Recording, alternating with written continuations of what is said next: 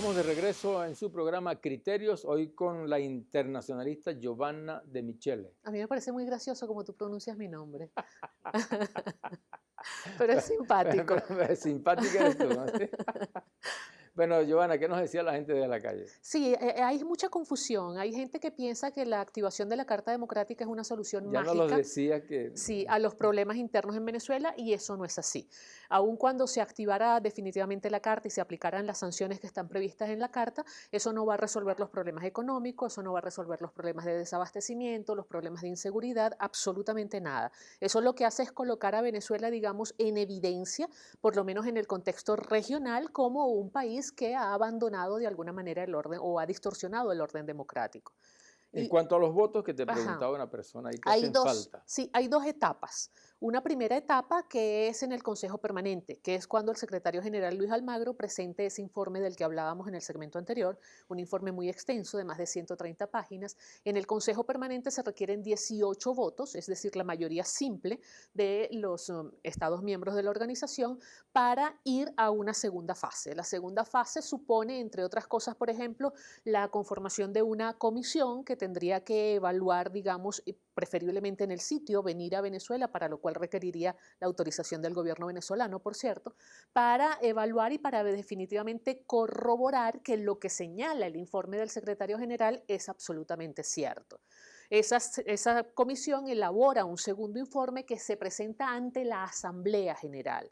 En la Asamblea General ya se requerirían 2/3 de los votos, estamos hablando de 23, 24 votos, algo así, para aplicar la sanción. ¿Y cuál sería la sanción? La expulsión de Venezuela del sistema interamericano.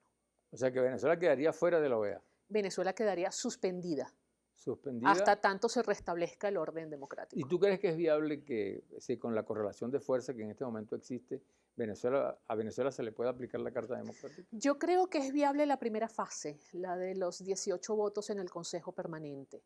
Eso creo que pudiera llegar a suceder. Lo de la Asamblea General todavía lo veo un poco cuesta arriba. Algunos han querido pensar que Venezuela está completamente aislada en el panorama internacional. Eso no es cierto. Venezuela tiene un importante margen de maniobra. Sobre todo Venezuela logró establecer un posicionamiento muy bueno en los tiempos de bonanza petrolera, porque le dio una solvencia desde el punto de vista financiero que permitió establecer muchos acuerdos comerciales y generar unos vínculos de dependencia, si se quiere. En estos momentos Venezuela tiene muchos acreedores a nivel internacional, hay gente que necesita cobrar sus deudas con Venezuela, y lo que menos les conviene es enturbiar la relación. Por Y supuesto. fíjate lo que pasó con Paraguay, ¿no? Que ya Venezuela comenzó a cobrarle una deuda a Paraguay. Sí. Bueno, Giovanna, dentro de todo este contexto político dinámico, se nos presenta el referéndum revocatorio. Sí. ¿Tu criterio? Yo creo que es un derecho constitucional, yo creo que eso está planteado, está previsto en la Constitución. Si se cumplen los pasos establecidos, no nuevos pasos, no nuevas alcabalas, no nuevos trámites, debe darse el referéndum revocatorio. Es una necesidad para garantizar la gobernabilidad y la estabilidad del país. Ningún gobierno puede funcionar y puede ejercer sus funciones cuando tiene más del 50% del país que está pidiendo su salida. Tú puedes funcionar con el 50% del país haciendo oposición, pero exigiendo la salida es sumamente difícil. Yo creo que no se debe obstaculizar el referéndum revocatorio, no por salir de un gobierno determinado, sino por garantizar la paz y la gobernabilidad en ¿Y el tú país. consideras que el referéndum revocatorio, en el supuesto que exista, sale el gobierno, el próximo que venga resuelve los problemas que tenemos? No solo no lo creo que los No hay resuelva, sino una expectativa muy sí, alta. hay una expectativa muy alta y yo tengo grandísimas dudas, ¿ok? Yo no sé hasta qué punto la oposición venezolana está preparada para convocar un proceso electoral en un espacio de 30 días. Honestamente tengo mis reservas sobre ese punto. Evidentemente yo no milito dentro de ningún partido de la oposición, yo no formo parte de la Mesa de la Unidad Democrática, no sé cómo están organizados, yo hablo simplemente por lo que uno puede ver por fuera, ¿ok?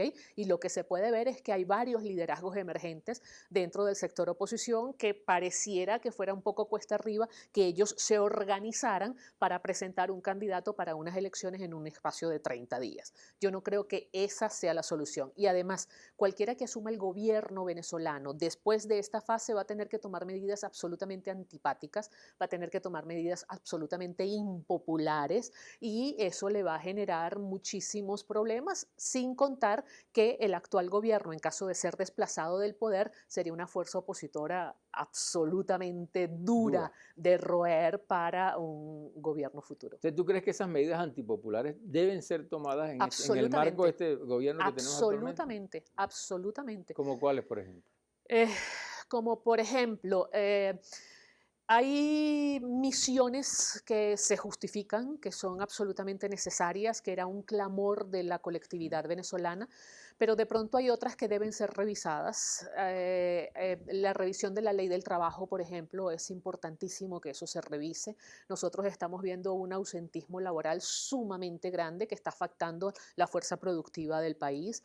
El tema del el no reconocimiento de la verdadera inflación que existe en el país, la opacidad que hay en cuanto a las cifras. Una cosa es lo que te dicen los datos estadísticos, las cifras oficiales del Banco Central de Venezuela y otra cosa es lo que te dice tu bolsillo, tu cartera, tu chequera, tu tarjeta de débito, que definitivamente es una situación alarmante.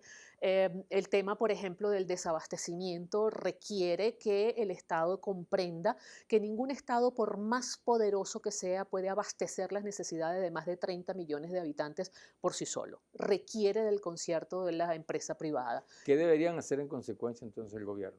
Yo creo que el gobierno debería reconocer la importancia de la empresa privada, debería definitivamente trabajar conjuntamente con la empresa privada y la empresa privada reconocer que tiene una inmensa responsabilidad social que deriva precisamente de ese protagonismo del ser humano en el siglo XXI.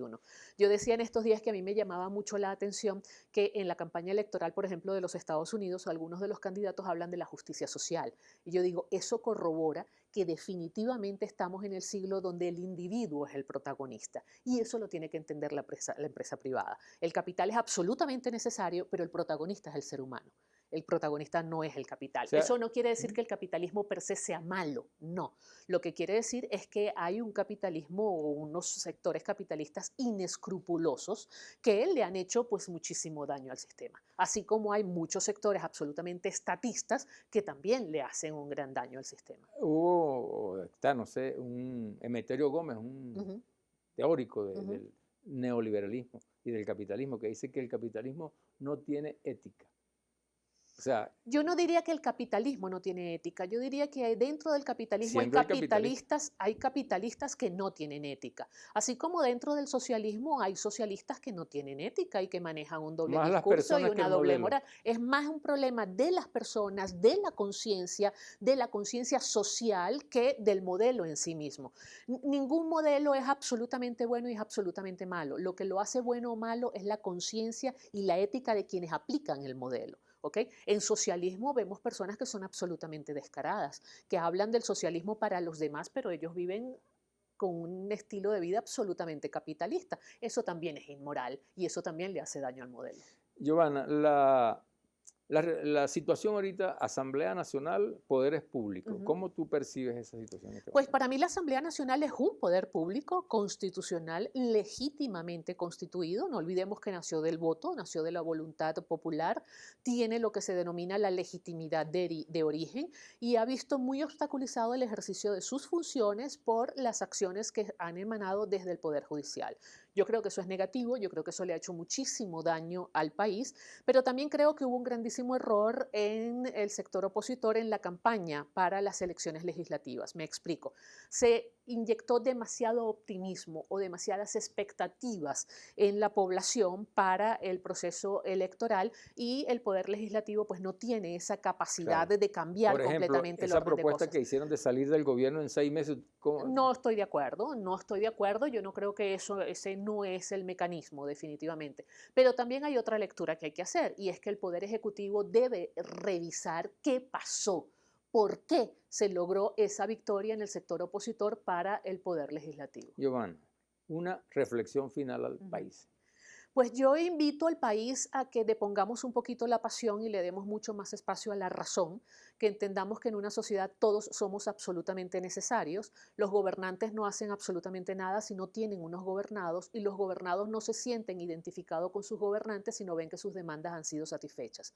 Yo creo que aquí tenemos que buscar un punto definitivamente de encuentro y de convivencia, y lo debemos hacer por las generaciones futuras definitivamente. Muchísimas gracias, Giovanna, Gracias a ti, Germán. por haber aceptado la invitación. Ya regresamos.